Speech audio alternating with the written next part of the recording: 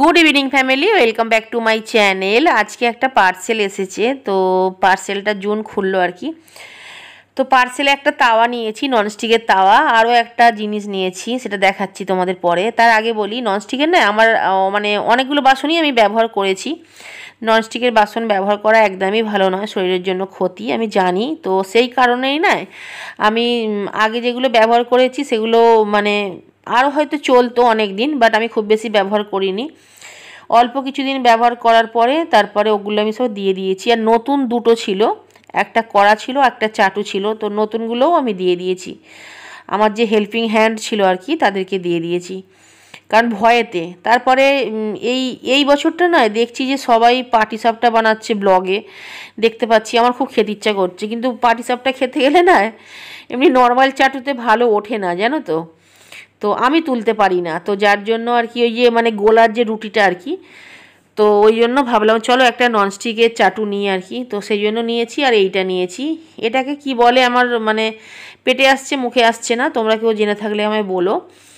আর মানে এতে যে স্ন্যাক্সটা বানানো হয় আর কি, তবে এতে ইডলিও খুব ভালো হবে, আর মানে সরি ভালো হবে, আর অনেক রকমই এতে স্ন্যাক্স বানানো যাবে। তো এটাও একটা নিয়েছি, এটা তো আমার ছিল না, এটা অনেক দিনের শখ ছিল আমার নেয়ার। তো চাটুর হ্যান্ডেলটা লাগাতে হবে, আর এইটাই যে জুন একটু মানে কেরামতি করছে আর কি।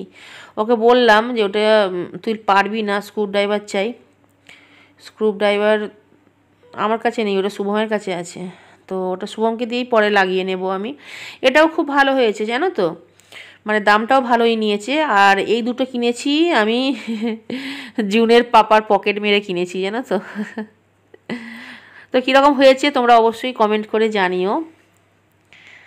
আর দুটোর সাথেই কিন্তু দিয়েছে, একটা করে প্লাস্টিকের জালি ফ্রি দিয়েছে, আর এটাতে একটা এরকম খুন্তি দিয়েছে, কাঠের খুন্তি। এটাকে একটা আলাদা নাম আছে, আমার ঠিক মনে পড়ছে না যে কি বলে এটাকে।